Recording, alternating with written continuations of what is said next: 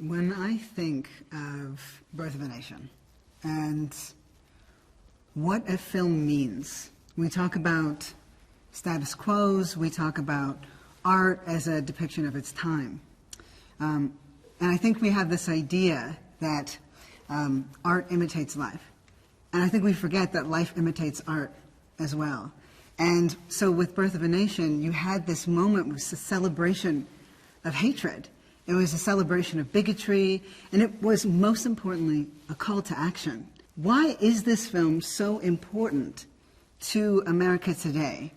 And who thinks this film is important?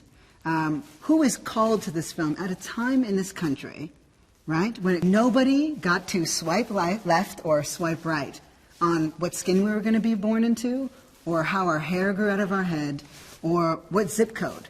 We kind of got the cards we were dealt. It's true. And nobody is directly responsible for the conditions that we're born into. That's also true.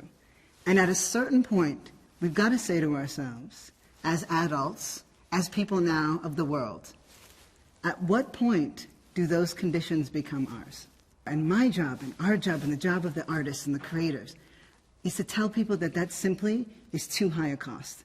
That we have got to be the people that are responsible for the life that we're in now, and responsible for the stories that are told. That means reckoning with stories of the past, and it means being responsible for the stories that we create today and how that's going to inform the future. We look back at this film, Birth of a Nation, and so many others of its time, and we say, we're so different now. We're so evolved. Here we are in 2021. But the thing is, we're still having the same conversations around blackface.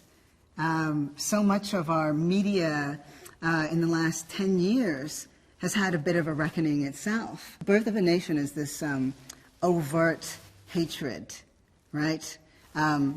This like a celebration of slavery, of bigotry. Gone with the Wind doesn't celebrate it, it accepts it.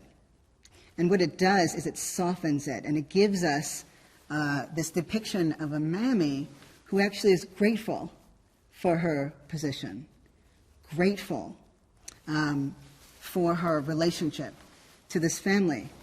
You got to ask yourself, what is that film asking us as a society? And of course, Hattie McDaniel wins the Oscar. It's massive. It's this huge moment in American history and black history. In 1939, first black woman, first person. And then we get asked again, or we get told again, that we should be grateful. The way that her character was meant to be grateful for this family. We, the people, are meant to be grateful that this Oscar was awarded for that depiction. And you see, I simply cannot accept that. Here we are at a time with so much misinformation about each other, so much confusion. Most of us have gotten our stories still in 2021 off of, representations from films. I wonder what it would take to have the kind of systemic change, because this is the thing. You can't single story a systemic issue. Where we are is not the result of one film or one person. It is what happens when so many people are starved for meaning and for purpose. And what if our purpose was actually to live remarkable lives? What if the work of activism, right? Because this is something, when we think of activism, we think of protest. That's another kind of image, right? We think of a person standing on a stairs, maybe in front of a crowd with a fist up in the air. And that is significant. Those images have moved me when I think of the Black Panthers, or when I think of Martin Luther King Jr., or Harriet Tubman, or Malcolm X, or even Assata Shakur. And so what if, right? What if we rearranged our relationship to activism? What if it wasn't just this? What if it was not just activism, but really the work of being alive, being fully alive? And what does that mean exactly? It means being in your full purpose. It means being in service to something greater than yourself, because all activism is, at the heart of it, is being for someone else who you needed most in your most vulnerable moments.